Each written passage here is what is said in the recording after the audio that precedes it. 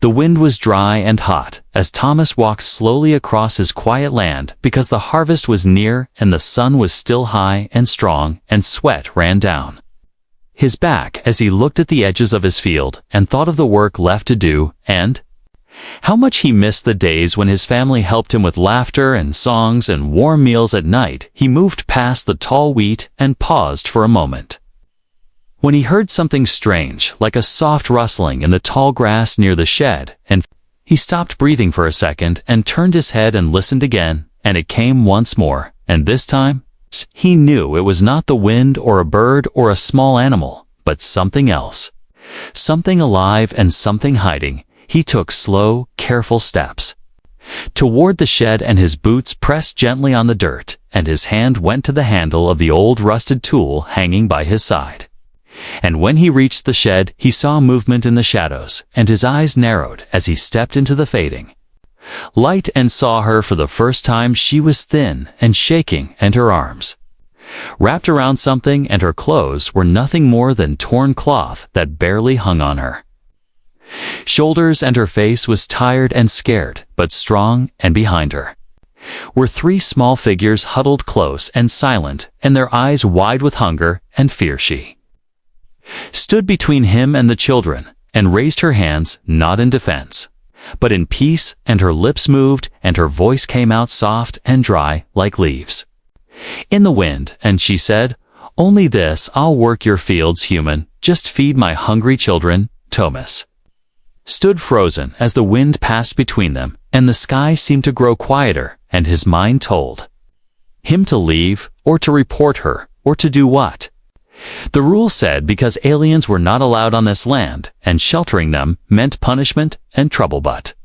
his heart did not move, and his eyes looked at her and saw not danger or enemy, but a mother, and behind her were three hungry lives.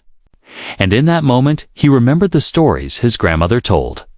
him about people who helped others in secret and saved lives even when it was not allowed. He looked around and saw no one, and the fields were empty, and the house was far, and the road even farther, and he walked slowly to the shed and opened the old door and pointed inside, and his voice was quiet when he said, "You can stay here for tonight. Do not make noise. I will bring food, but if anyone sees you, we will both be in danger." Woman nodded and did not speak again, and she let her children inside, and they sat in silence and waited, and Thomas turned and walked away. But his heart felt heavy, and his thoughts ran like wild horses because he had just broken a law and opened his land to strangers, and yet he did not feel regret that night. He watched the shed from his window and held his breath at every seize, every sound, and every light that passed on the distant road, and he thought again and again of what would happen if someone found out, and yet he could not bring himself to send them away because something deep inside told him it was the right thing to do.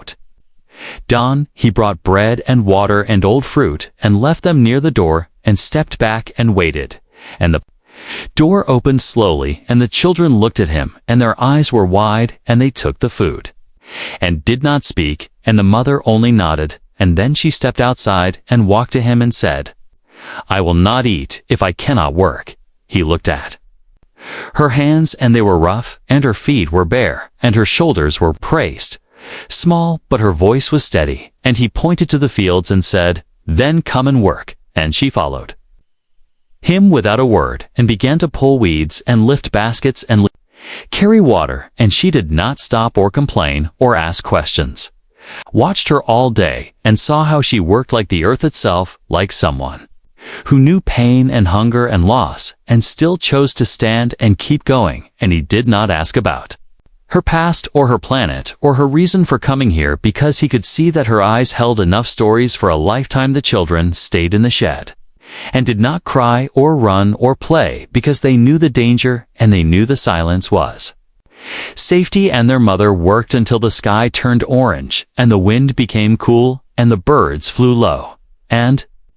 Thomas brought her food and water, and she took only what was needed and gave the rest to the children. And when the stars came out and the world turned quiet again, Thomas looked at the shed and felt something new, not fear, not guilt, but something like hope. and he knew that tomorrow would not be the same, and maybe that was not a bad thing. The morning air was cool as Thomas stepped out of his small house and looked toward the shed where the woman and her children stayed, and he wondered if they had slept or stayed awake, listening to every sound, afraid someone would find them before the sun could rise and cover them in safety. Walked across the field with a slow and steady pace, and carried a cloth bundle in his hand filled with bread and some boiled vegetables, and he hoped it would be enough, because food was getting harder to find with prices rising and harvest still weeks away, but he could not send them away now, not after seeing the way her hands worked in the dirt and how the children ate without joy, as if they had learned not to hope for more. When he reached the shed, the door creaked open just a little, and the woman stepped out and bowed her head, and her eyes met his without fear, only quiet thanks, and she reached out to take the food, but not before she pushed the smaller bundle back toward him, as if to say, "We will share, or we will go hungry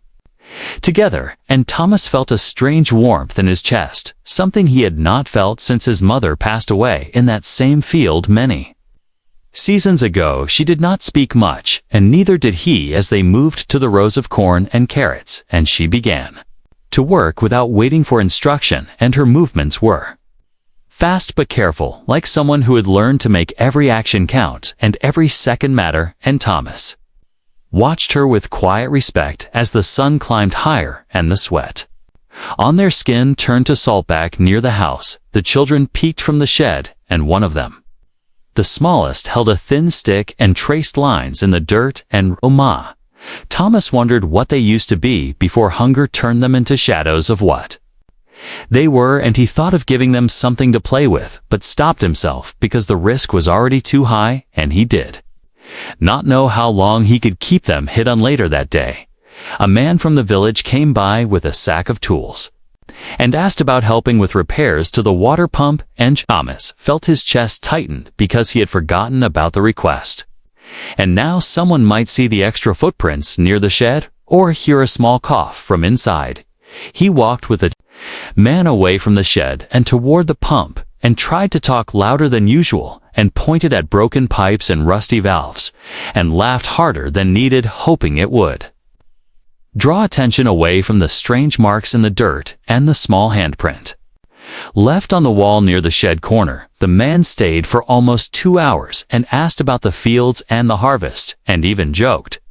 about the strange sounds people had been hearing at night, like whispers or soft crying, and Thomas forced himself to smile and said maybe it was the foxes again, or just the wind playing tricks, and the man laughed and agreed and left without looking back. As the sun began to fall, the woman returned from the fields with arms covered in dust and a bruise on her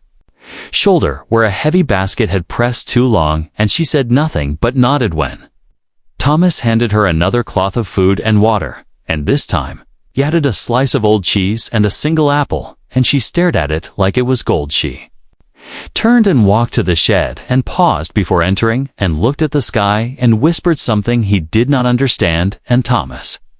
thought it might be a prayer or a promise or just a hope that this place would stay quiet a little longer. That night Thomas sat by the window again and watched the shed and thought about the laws and the risk and the reward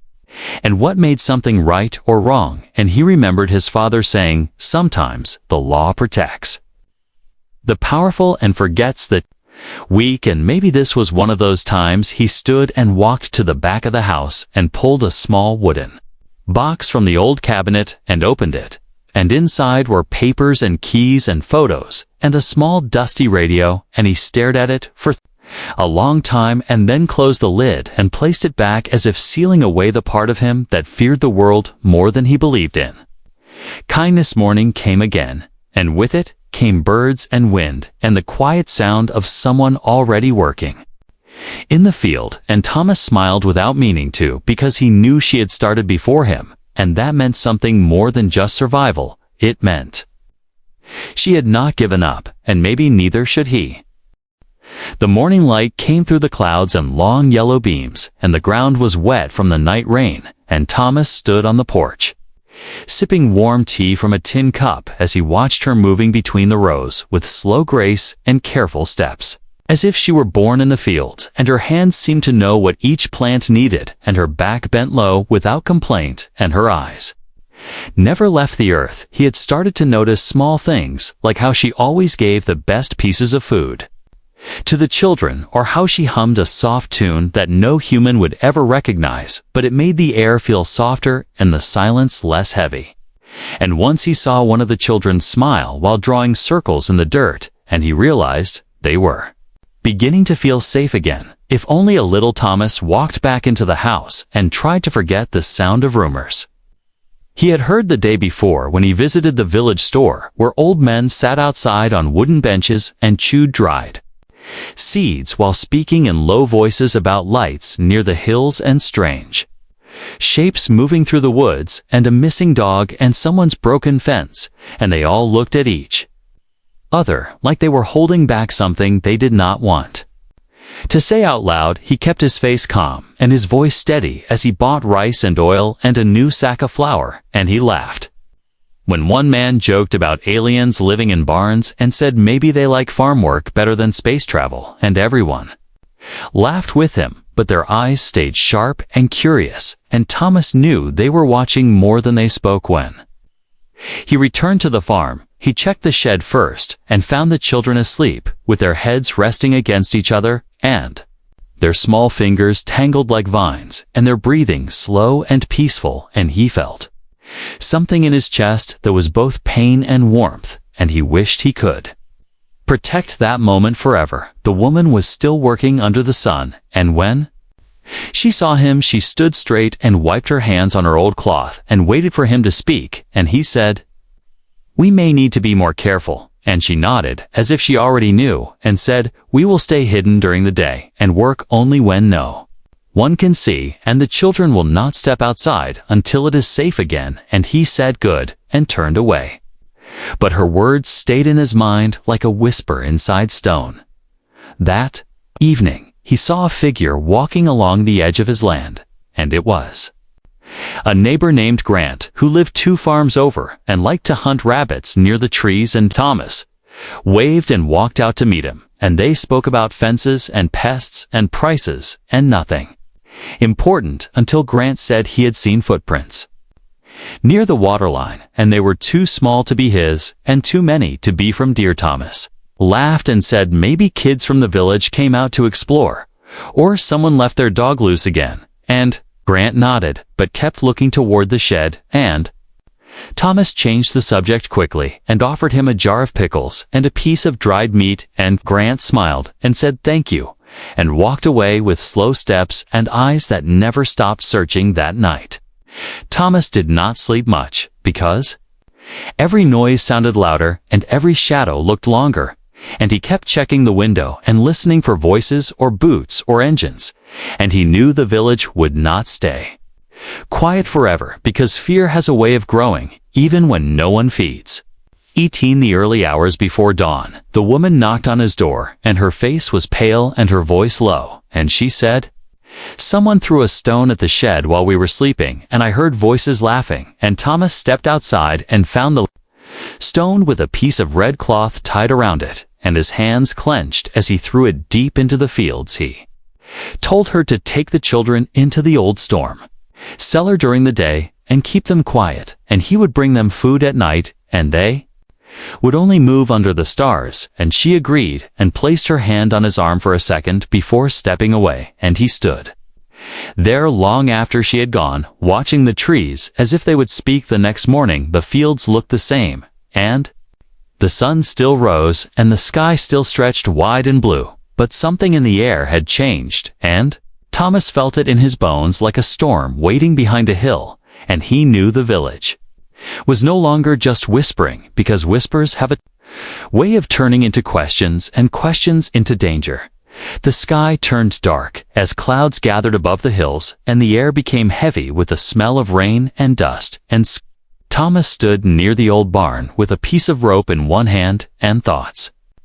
in his head that would not leave no matter how hard he tried to bury them under work or silence. She came from behind the fence with a basket full of roots, and her clothes were torn near the edge, and her hands had fresh cuts from the sharp weeds.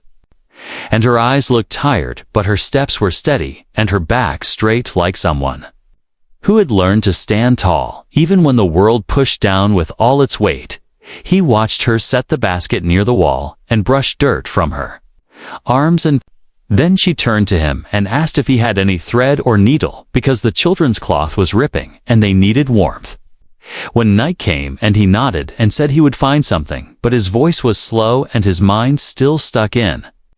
the sound of the stone that hit the shed 3 nights ago. She waited a moment, then walked closer and asked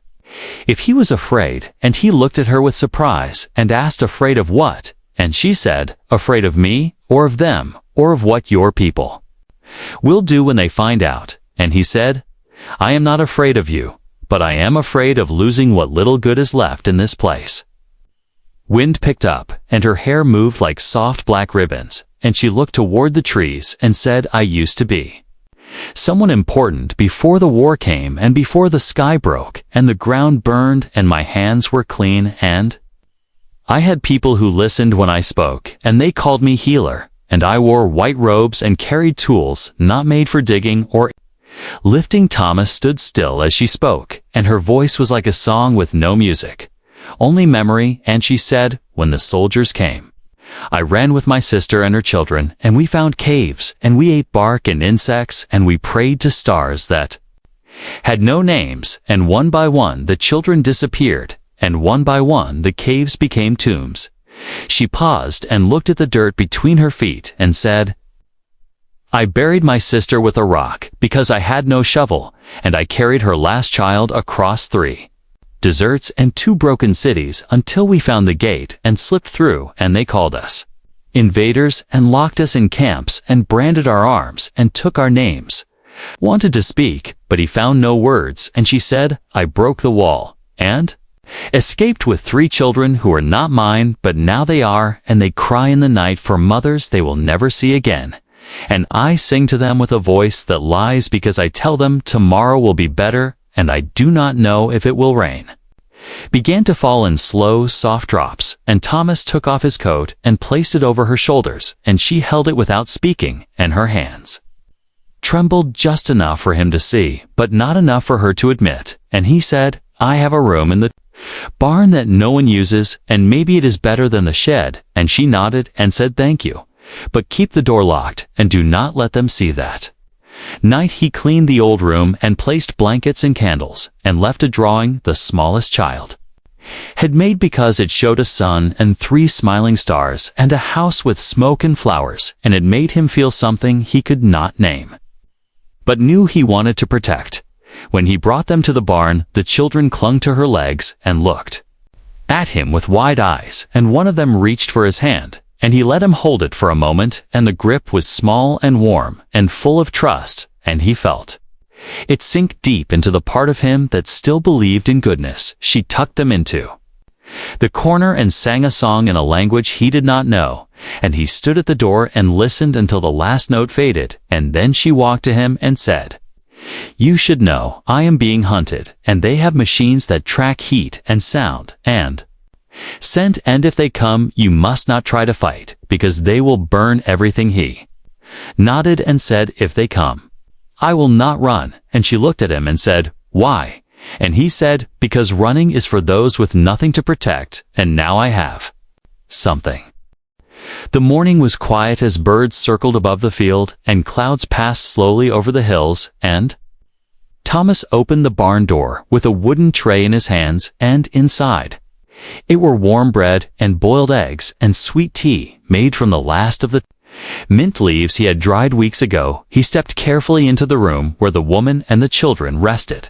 and placed the tray near the soft pile of cloth they used as bedding. And the youngest boy opened his eyes first and gave him a small, tired smile and whispered something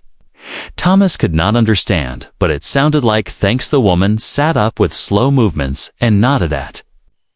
Thomas with her usual calm face, and reached for the food and handed it first to the children before taking A single piece of bread for herself, and he watched her in silence and wondered how someone could give so much and keep nothing, yet still remain strong as. He turned to leave. One of the older children stood up and walked to the edge of the barn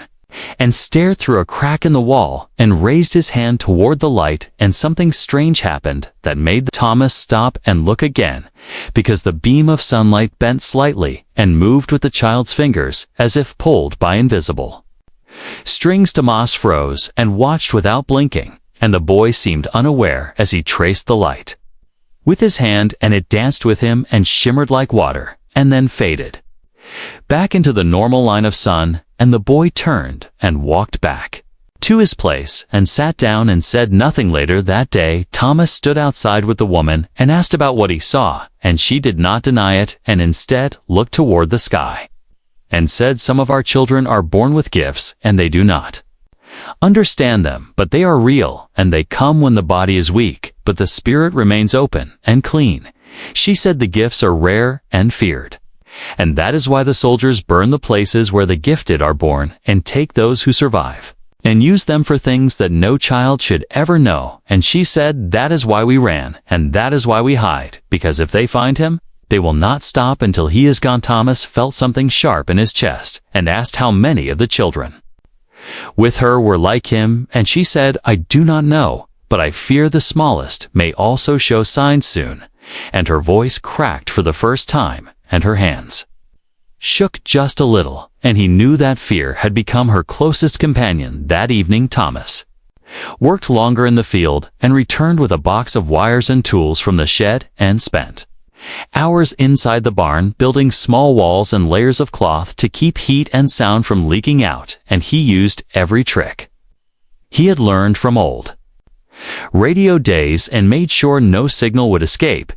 He checked the fence and cleaned the well and burned the trash far from the house and placed thick branches along the path so he would know if someone came near, and he trained his ears to listen for things that did not belong, and kept a shovel near the door and a knife in his boot. The next morning, one of the children drew shapes in the dirt outside the barn before sunrise, and Thomas saw the symbols and asked what they meant, and the boy said they were from old stories and used for protection, and the woman said, "Let him draw because it makes him feel strong and safe." And Thomas agreed. Time moved slowly, and the village grew more curious, and one man named Dale rode past twice in the same day and stopped to ask about broken wires near the road, and Thomas said maybe foxes chewed them, and Dale looked at the barn and asked if Thomas was keeping dogs again, and Thomas laughed and said, "I have enough mouths to feed already." But that night Thomas saw fresh footprints near the field, and they were not his, and they were not from the woman or the children, and he knew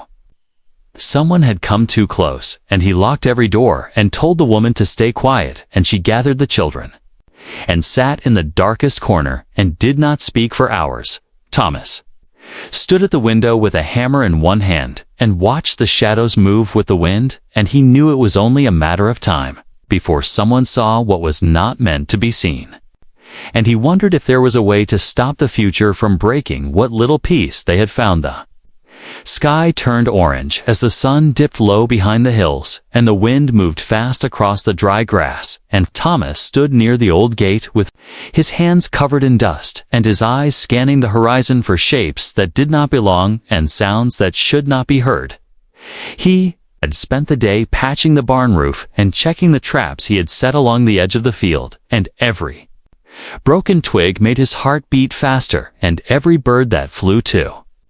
quickly made him tighten his grip on the rusted tool in his hand, and though the air was still warm, his skin felt cold with fear. Woman stayed inside with the children and kept them quiet, and she sang softly in her language that flowed like water through stone, and the children listened with wide eyes and small hands clutched to her dress, and they knew something had changed in the way the wind sounded and the way the earth felt under their feet. When night came, Thomas lit no candles and cooked no food, and waited in the dark with his ears open and his muscles ready, and the barn remained silent, and the windows stayed shut, and the silence stretched longer than any night before, until it was broken by the crunch of boots on gravel. 3 Men stood at the gate with flashlights and metal rods, and one held a scanner that blinked red and green and made a soft humming sound, and they did not call out or knock, but walked straight toward the barn like hunters who already knew where the prey would hide, and their faces showed no curiosity, only purposed a mess, stepped forward with a calm voice and asked if they were lost, and one man said, "We're looking for something not yours," and Thomas said, "There is nothing here but crops and soil and maybe old bones under the ground," and the men did not smile or speak again, and instead walked past him like he was made of air. One of them pointed the scanner toward the barn, and the red light blinked faster, and the other two moved quickly toward the door, and Thomas stepped in front of them and said, "I already told you there is nothing inside," and one man pushed him hard and said, "Move, or we make you," and Thomas did not move. The scanner beeped loud, and the door shook as one man kicked it, and inside the woman stood with her arms wide in front of the children, and her eyes glowed faintly with fear and anger, and something deeper than both, and the children clung to her legs and waited without sound. The moment the door cracked open, a gust of air pushed outward, like a breath held too long, and the man holding the scanner stumbled back and dropped the device, and it shattered on the ground, and sparks flew into the grass and caught fire, and flames spread fast in the dry wind. Thomas grabbed a blanket and ran toward the flames and shouted for water and tried to stop the fire from reaching the fence and the barn, and the men cursed and stepped back, and one of them shouted, "She did this," and Thomas yelled, "No, it was you and your broken machine," and they ignored him. The fire climbed the fence and touched the side of the barn, and smoke rose into the sky, and the woman carried one child in each arm, and the third ran beside her. And she burst through the back door of the barn and moved toward the field where the grass was wet and soft from the morning. Thomas saw her and ran to help, and the children cried now with voices that broke the silence, and the men gave chase with metal rods raised high, and their eyes wide with rage and fear, and the woman stumbled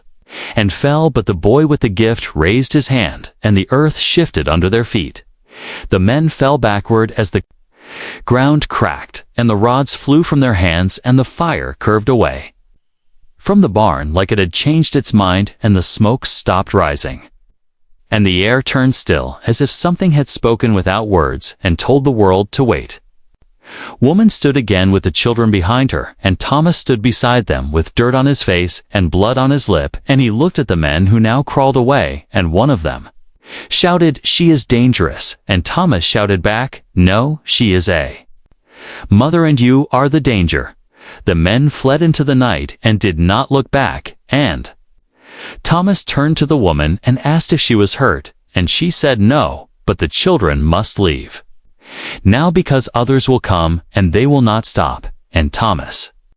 said, "Then I go with you." And she looked at him with wide eyes and said, "Why?" He said, "Because you fed my soul when it was empty, and your children gave me hope when I had none, and I will not stay in a world that punishes kindness and burns mothers who only wish to keep their children alive." The road beyond the fields was long and quiet, and the stars above blinked like small eyes watching their every step, and Thomas carried a heavy pack over his shoulder, and the woman walked beside him with one child in her arms and two walking close behind, and their feet moved without pause, as if the ground itself guided them forward. They had left the farm before the sun rose, and behind them smoke still curled in the distance, and the barn stood half-burned, and the fence was broken in 3 places, and the old well had fallen silent and cold, and Thomas did not look back because he knew the place he called home was no longer safe, and maybe never had been. The woman kept her head low and listened for sounds from the trees, and the children whispered to each other in a language made of soft clicks and hums, and Thomas did not ask what they said because he knew some things were not meant for translation, and some words were only for those who had suffered together. They reached a small river before night, and the children washed their faces and drank with small hands, And the woman dipped a cloth and wiped dust from her arms. And Thomas sat on a rock and pulled out a map, torn at the edges and marked with circles and arrows made. In charcoal, he pointed to a place beyond the forest where old tunnels once carried machines and said there is a shelter used by workers during storms, and maybe it still stands. And she said, "We will go there and stay until the sky tells us it is time to move again." And he nodded and folded the map and placed it back in his packez. Night fell. They built a fire inside a hollow near the roots of a large tree, and the flames danced without smoke. And the woman sang again, and this time, Thomas asked what the song meant, and she said it tells of mothers who hold light inside their hands and children who followed that light even when the world is full of darkness. The boy with the gift sat beside the fire, and stared into the flames, and his fingers moved as if drawing pictures in the air, and the fire responded with soft waves that moved with his thoughts. And Thomas watched in silence and felt something in his chest that was not fear or sorrow, but something gentle and full of wonder. They moved again at dawn and crossed the hills with wind pushing against their backs, and rain fell for a while, but they kept walking, and the woman told the children stories from her world, and they laughed with small voices that reminded Thomas of rain on windows during spring. When they reached the tunnel, the entrance was covered in vines and rust, and the old doors groaned when pushed, but inside it was dry and safe, and the walls still held warmth from the earth, and the children ran through the space and found corners to call their own, and the woman sat with her hands on her knees and let out a breath that sounded like 100 nights of fear. Thomas gathered wood and fixed the broken door and found a small machine that still worked when powered by heat, and they used it to boil water and light a single lamp that made the tunnel glow like a cave made of amber. And the children placed their drawings on the wall and made the space feel like home. Weeks passed, and the sound of boots never returned, and the night stayed quiet, and they planted seeds near the edge of the tunnel where light touched the soil, and the woman taught the children how to mix herbs and cook with care, and maxuse, and maxays and moff, and max tes when mom lasts color. My max co-loads never returned, and the max co-egg, max come side deceive. Max said, maxay, my max es, my max said, mac, my mac, my max mac. My max, decord, my ev, quit, eb, my kakad us it. Thomas told them stories about growing things and fixing broken radios, and how silence could sometimes speak louder than words. One night, the woman stood at the entrance and looked at the stars, and Thomas joined her with a piece of fruit in his hand, and they stood without speaking for a long time, and then she said, "I never thought I would find a place where I could rest." And he said, "I never thought I would leave my farm and find something better." She turned to him and said, "I once asked you why you helped, and you said, because I gave you hope, but I think you had that hope already and just needed someone to remind you." And he smiled and said, "Maybe we reminded each other, and maybe